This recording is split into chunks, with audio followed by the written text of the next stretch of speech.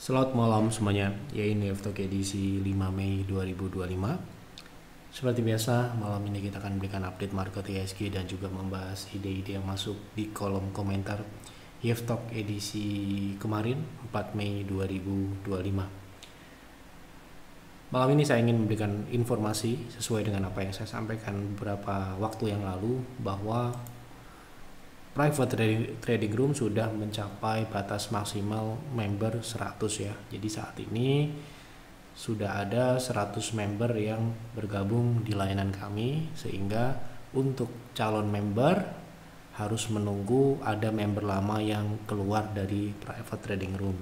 Jadi harus melalui skema waiting list. Nah, waiting list ini ada di website kami, ataupun Anda bisa hubungi admin kami di WA ataupun di Telegram ya, bisa Anda hubungi bagaimana tata cara untuk menjadi waiting list di private trading room gitu ya.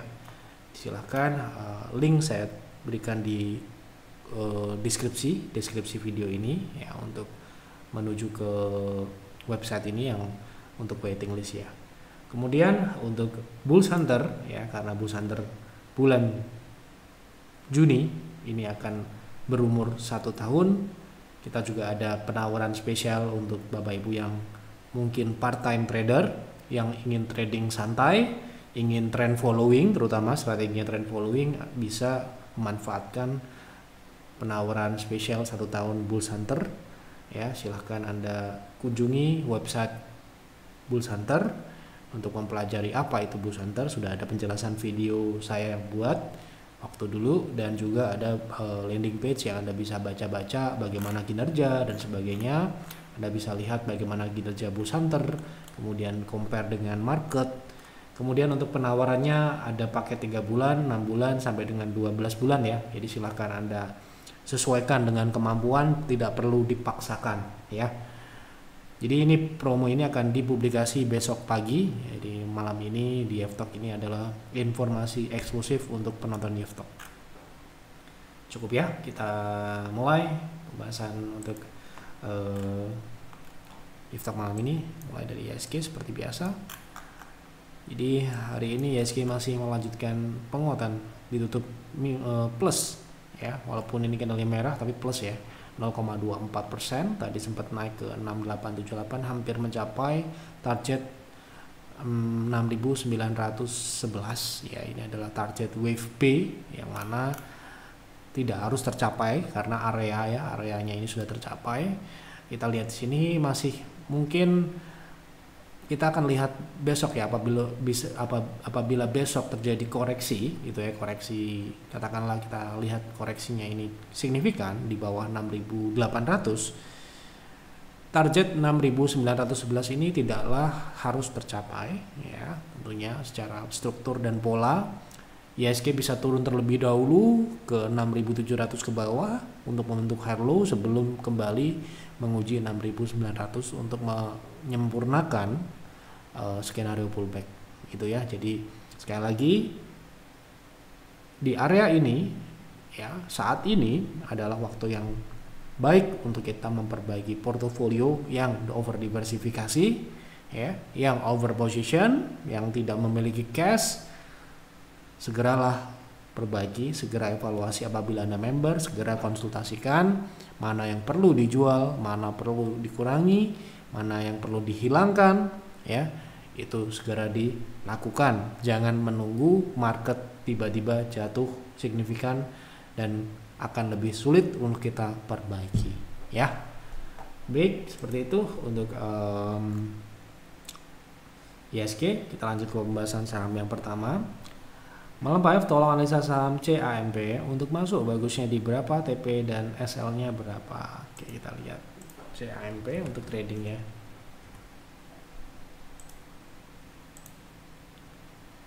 Untuk CAMP secara teknikal saat ini sedang membentuk support ya. Supportnya ada di 180-an ini. Kita lihat dari penutupan hari ini, volume memang sangat tipis ya. Kalau kita bicara trading, pastikan Anda sudah mengkalkulasi berapa kebutuhan Anda. Jangan sampai kita masuk ke saham yang terlalu kecil untuk modal kita. Nah, ini kita lihat transaksinya ini kadang ada, kadang tidak ada gitu ya. Yang seperti ini memang kita harus hati-hati gitu.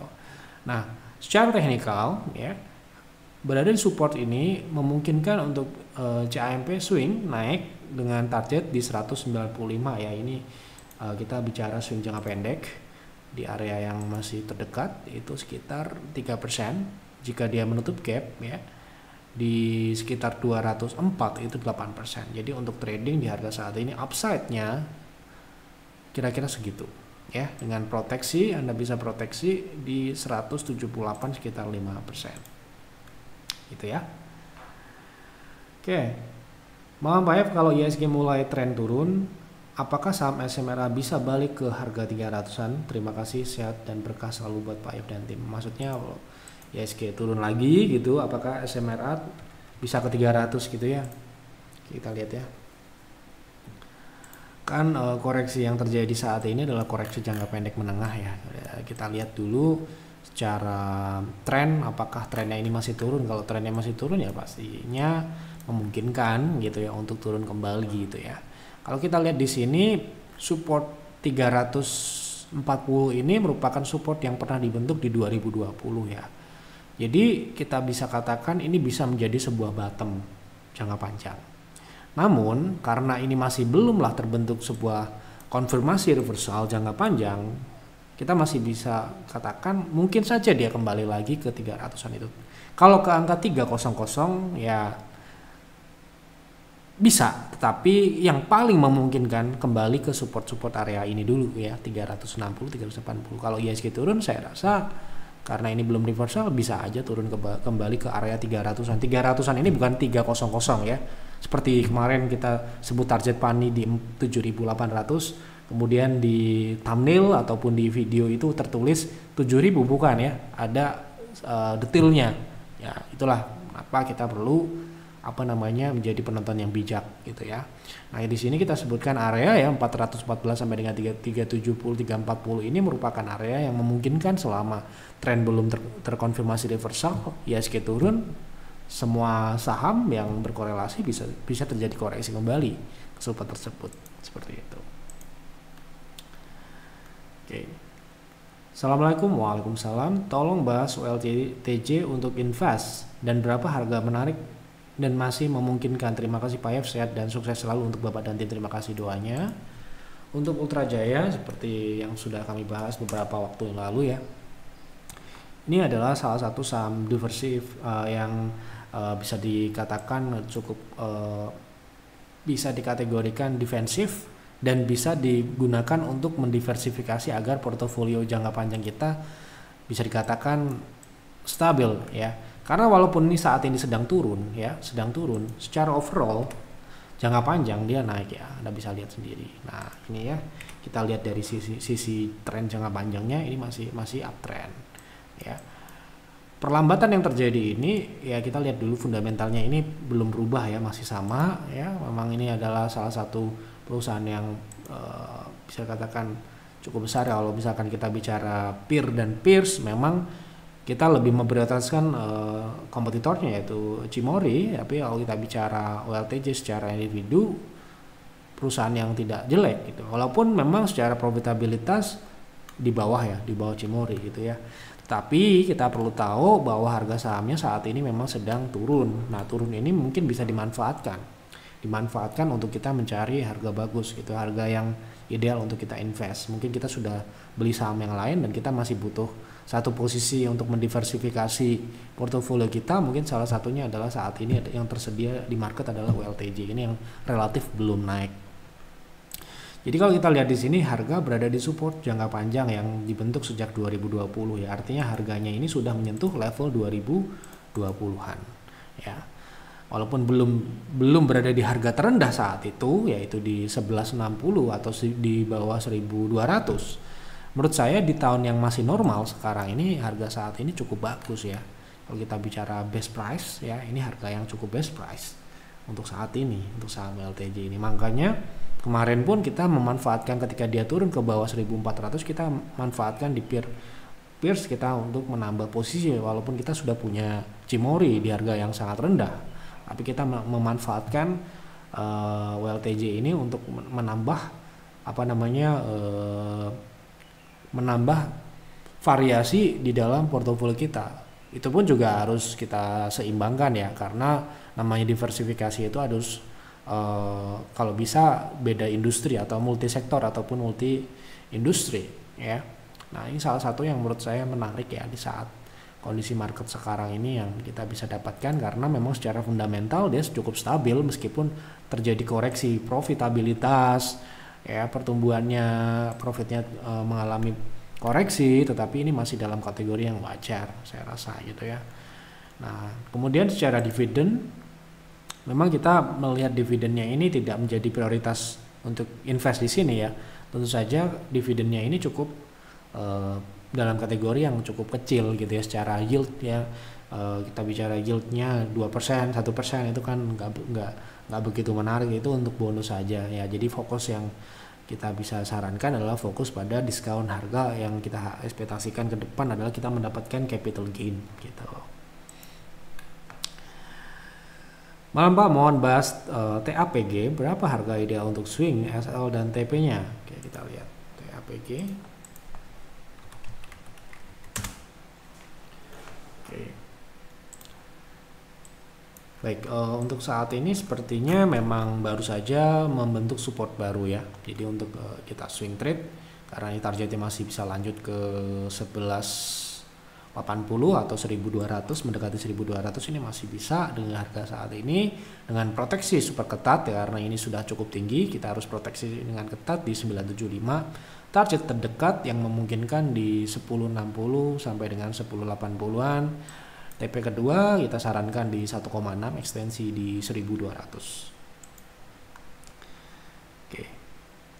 Malam Pak, mohon bahas JARR untuk invest dan best price di berapa? Terima kasih. Oke, ini saham yang relatif baru. Tapi kalau kita bicara sawit ya, saat ini memang secara siklus memang naik ya. Jadi ya mungkin kalau kita memukul rata semua ya bisa kita ikutin kita untuk invest gitu ya, tetapi kita kan harus melakukan studi komparatif, mana yang paling baik, mana yang paling memungkinkan untuk kita profit dan sebagainya ya. Jadi kita lihat dulu secara fundamental apakah memang memenuhi syarat atau tidak. Oke, secara pertumbuhan memang kita belum bisa katakan ini bisa kita analisa ya.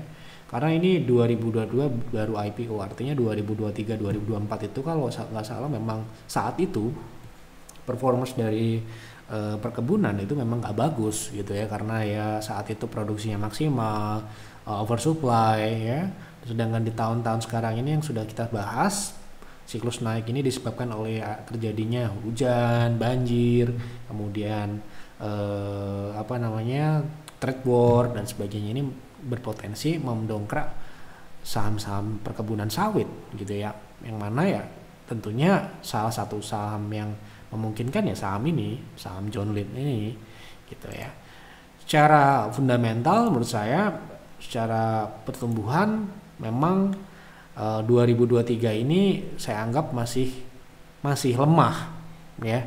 Di 2024 ini saya pertumbuhan sales atau revenue-nya memang juga masih turun gitu ya. Jadi kita lihat dari labanya ini cukup bagus ya, secara profitabilitas ya kita lihat ini di bawah atau di atas gitu ya, tidak terlalu stabil ya sepertinya memang. Jadi kadang ini di bawah 5, tetapi ini secara overall kita katakan ini memenuhi syarat di atas 5%. Kalau kita lihat dari margin 2024 ya, dia NPM-nya di atas 5% ya, 6,7%, untuk operasional 10%. Tetapi kalau saya boleh sarankan, Anda harus mengcompare dengan yang lain, saham-saham sawit yang lain yang belum naik juga, yang fundamentalnya mungkin terutama di profitabilitasnya lebih tebal daripada saham ini. Sekali lagi, saham ini kalau sawit naik ya ini juga naik, tapi kan invest itu harus berdasar pada fundamental ya. Tidak hanya sekedar potensi saham itu bakal naik ya, tetapi fundamentalnya juga kita harus jadikan patokan gitu ya. Kalau sekedar naik ya kita trading aja gitu. Tapi kalau Anda bertanya invest ya kita harus ada aturannya. Aturannya adalah melihat fundamentalnya lebih dalam gitu ya. Fundamental seperti apa, kita harus proyeksi, kita harus komparasi dengan yang lain, yang setipe, sejenis Kita coba lihat bagaimana benchmarknya, bagaimana nanti ke depannya. Itu harus dipertimbangkan ya, tidak hanya sekedar batu bara naik berarti kita beli saham batu bara apa aja yang penting bisa naik, bukan seperti itu. Ya naik, masalah naik ya bisa semua naik, tetapi untuk invest saya sarankan karena itu kan adalah komitmen jangka panjang, harus berdasar pada fundamental yang ada. Kalau nggak ada fundamentalnya ya jangan dibeli gitu ya, trading aja gitu, maksud saya itu. Oke. Boleh tolong bahas teknikal SMIL untuk swing, SL dan TP di harga berapa? Thanks Pak Yev. Oke, kita lihat SMIL. Oke. Cukup tidak normal turunnya ini, nggak tahu kenapa, saya nggak ngikutin. Tapi kalau kita lihat berkaca pada penurunan yang sebelumnya, penurunan ini masih bisa berlanjut ya, karena ini supportnya bisa sejajar dengan gap ini ya, di area di bawah 200 ya. Walaupun sekarang ini mungkin terlihat candlenya cukup netral, tetapi saya mengkhawatirkan terjadi seperti ini ya. Ketika dia drop, dia akan konsolidasi untuk naik dikit dan turun. Nah ini pola-pola yang biasanya memang familiar pada penurunan yang tidak wajar. Ya, jadi kalau kita lihat di sini area yang ideal untuk ditunggu, ya, menurut saya itu di bawah 230 sampai dengan gap. Gap di sini berada di bawah sedikit, mungkin ini bisa menjadi sebuah bottom fishing ya di 184. Itu di bawah 200 itu mungkin yang dalam kategori secara teknikal itu low risk gitu ya. Low risk itu bukan berarti terus kalau kita beli risknya sedikit, enggak, tetapi kita bisa batasin lebih minimal gitu dibandingkan dengan harga saat ini. Jadi masih tunggu ya. Mau analisa CNMA untuk trend following, maksudnya trend following ya. Sudah naik tinggi berapa hari ini?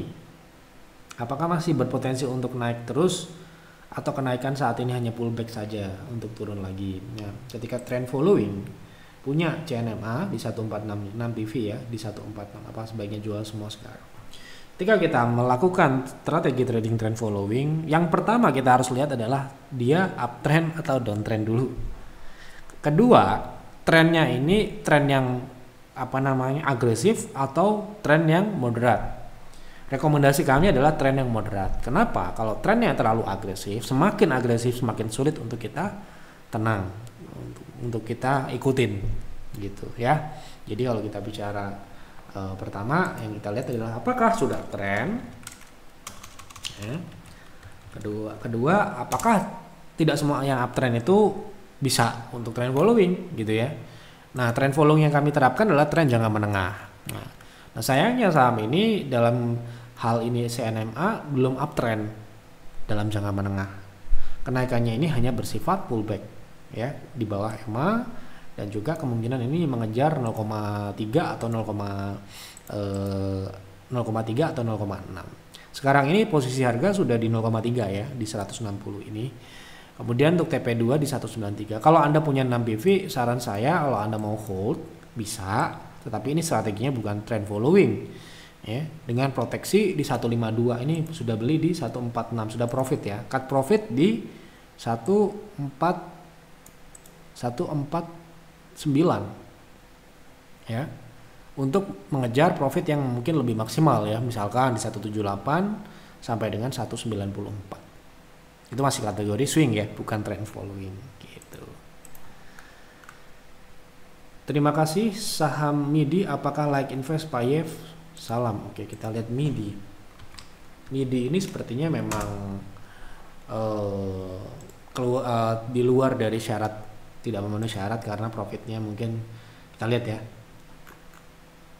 Nah ini ya, sudah pernah kita bahas ya. Kalau Anda bertanya pada Yev itu kan punya aturan minimal margin di atas 5% ya.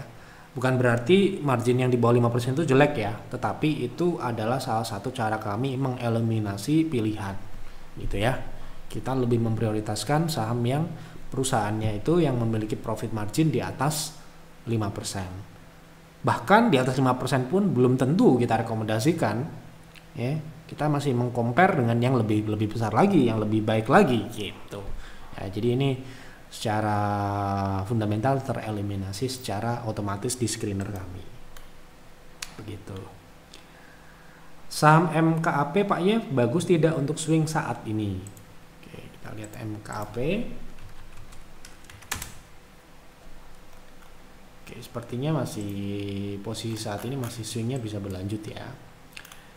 Kita lihat dulu swing terakhir ini kuat di berapa gitu ya. Kuat di 0,6 ya kan. Ini 0,6. Kemudian yang ini juga harusnya paling tidak di 0,5 lah. Kalau sebuah swing itu mengecil atau melemah, itu paling tidak dia akan mengejar satu level di bawahnya ya, ke 300. Nah ya, ke 300 ini apakah cukup untuk ditradingkan? Ya. Sepertinya cukup ya, karena ke 0,3 aja ini sudah di atas 5%. Kalau dia ke 0,5 ini sekitar 12%. Jadi bisa untuk swing trade dengan stop loss. Jika Anda mau ambil di harga saat ini atau di bawah lagi, stop lossnya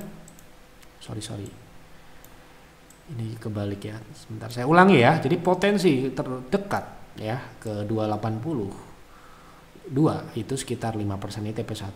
TP kedua di 300 atau 0,5 ya, setidaknya ini harus dicapai. Kalau kita lihat pola sebelumnya ini 12%. Dengan proteksi ya, Anda bisa proteksi di bawah 260 itu risknya sekitar di bawah 5% lah, 2% 3%. Gitu. Jadi bisa untuk swing trade. Malam Pak, bantu analisa saham JPFA untuk trading, CL dan TP-nya di mana Pak? Semoga lancar rezekinya, amin. Kita lihat JPFA. Baik. Untuk JPFA saat ini swingnya turun ya, jadi perlu menunggu swing turunnya ini selesai dulu. Nah, berapa kira-kira target turunnya? Kira-kira masih di 1700 sampai dengan 1600 ini ya, jadi masih tunggu di bawah lagi. Gitu. Pak F, tolong bahas BCA untuk swing, potensi arahnya kemana, support dan resistnya di berapa. Terakhir kita sudah bahas BCA ke atas 9000 ya. Jadi ini ya, terakhir kita ambil di 7625 itu TP2 nya, sebentar saya ingat-ingat dulu di PTR ya.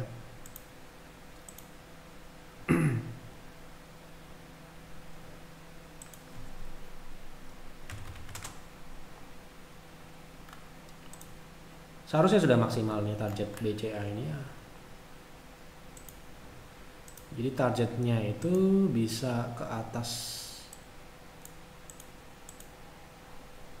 8.600 lebih ya, sekarang di 8.900. Jadi ini posisi saat ini sudah harusnya untuk beli agak ngeri ya, agak ngeri dalam artian ini BCA ya. BCA itu kan saham besar. Tentunya kalau kita mencari profit besar ya sudah susah, kecuali Anda ngambilnya pas turun kemarin seperti kami di PTR itu kan di 7.600 itu kan ya lumayan bottom ya itu ya. Jadi kalau Anda mau beli sekarang, kalau Anda punya mungkin persiapan untuk take profit ya kan. Nah, berapa ya kira-kira potensinya gitu kan pertanyaannya. Nah, ini yang terdekat di 9.000-an yang kemarin sudah kita bahas kalau nggak salah, sampai dengan best price di 9.500 ya. Gitu, dengan Anda punya proteksi di 8.600 ini ya. Gitu.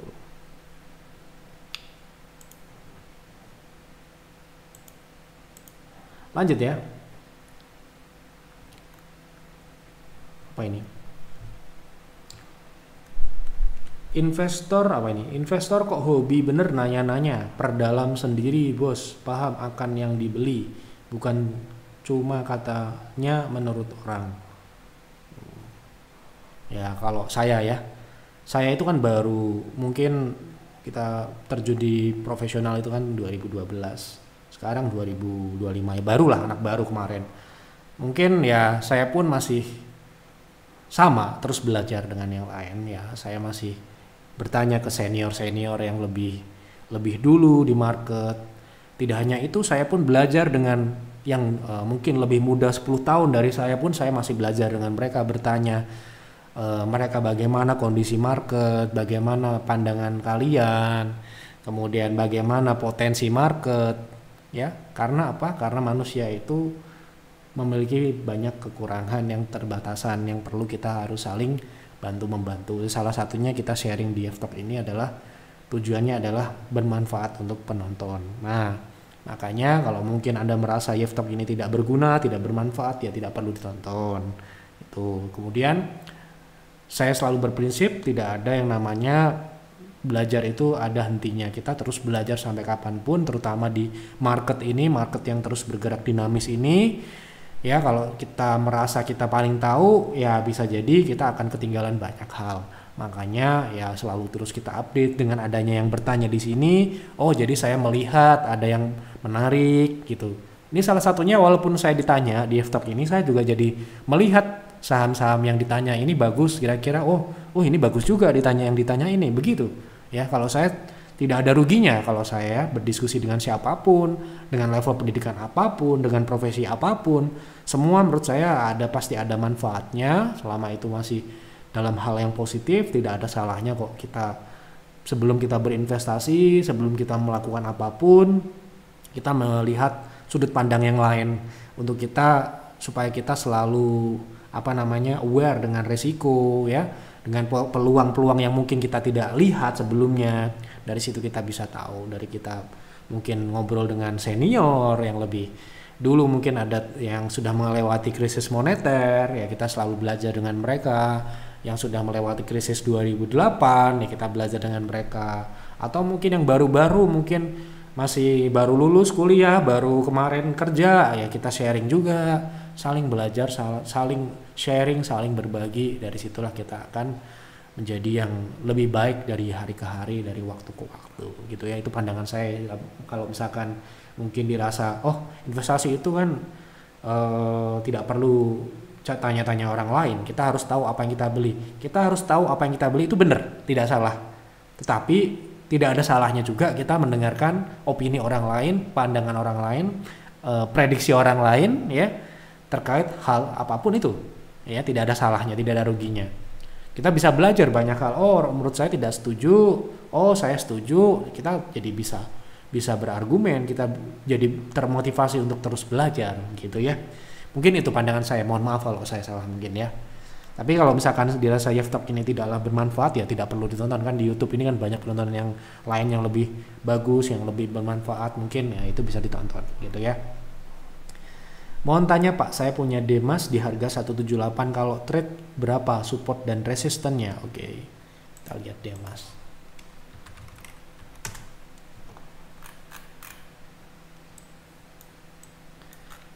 Oke, untuk Demas kalau kita lihat dari kondisi saat ini sudah relatif sudah naik, ya. Cuma ini harus nunggu koreksi dulu, ya. Untuk kita mungkin secara risk agar lebih bisa ditoleransi, gitu ya. Jadi kalau kita bicara koreksi yang memungkinkan, ya, karena ini cukup kuat naiknya dengan volume yang besar, ya, mungkin yang bisa Anda tunggu dan paling memungkinkan itu 170 sampai dengan 163. Jadi 170 sampai dengan 160-an itulah mungkin Anda bisa tunggu untuk saham ini, bisa buy on weakness. Gitu. Untuk target, kita bicara target terdekat mungkin di shadow ini, ya, 185 sampai dengan level 200, ya. Di sini ada resist juga di 198, ya. Jadi kira-kira di situ target selanjutnya setelah dia membentuk support, ya, support yang mungkin di area 0,3 ini, baru nanti akan lanjut ke 200. Gitu menurut saya. Tolong bahas saham KRAS, KETR, JKON untuk support dan resistnya. Oke, kita ambil satu, ya, KRAS support dan resist, ya. Saya akan jawab sesuai dengan pertanyaan atau permintaan. Oke. Support terdekat di 127, resist di 142, gitu ya. Pak F, tolong analisa saham BMRI untuk investing, best price bisa masuk di harga berapa? Di 4 ribuan, ya. Masih belum tercapai. Ini di 4.000 berapa? 4.000 ke bawah, ya. Sebentar. Best price, ya, ini, ya. Sekali lagi best price itu bukan harga yang mudah untuk dicapai. Seperti BRI kemarin dapat di 3.300, itu bukan harga yang mudah untuk dicapai, ya. Nah, ini di 4.040, ya. Ini best price. Dicatat, ya. Gitu. Oke. Baik. Sudah semua saya jawab ya. Semoga tidak ada yang terlewat. Apabila ada yang terlewat, saya mohon maaf yang sebesar-besarnya. Silahkan tulis kembali di kolom komentar. Besok di kesempatan selanjutnya kita akan coba bahas. Kemudian apabila Anda mendengarkan Yev Talk atau menonton Yev Talk, jangan ditelan mentah ya. Tetap dianalisa, tetap buat trading plan kalau Anda trading, kalau Anda invest, dianalisa lagi fundamentalnya lebih baik lagi. Kalau Anda member di peer atau peers, Anda konsultasi lebih giat lagi ya. Jangan sampai nyangkut dulu baru konsultasi, itu akan lebih repot, lebih menyulitkan lagi untuk kita ataupun Anda untuk memperbaikinya ya. Mungkin itu dulu yang dapat saya sampaikan di Yev Talk malam ini. Jangan lupa ada promo besok pagi, Anda bisa ambil lebih awal, link saya taruh di deskripsi. Dan juga bagi Anda yang masih berminat dengan private trading room, Anda bisa waiting list. Saat ini antriannya ada 5, Anda bisa klik tombol ini ya untuk waiting list, ataupun Anda bisa hubungi admin di WA ataupun di Telegram. Itu saja yang dapat saya sampaikan. Sekali lagi mohon maaf apabila ada kekurangan atau kesalahan. Selamat malam dan selamat beristirahat.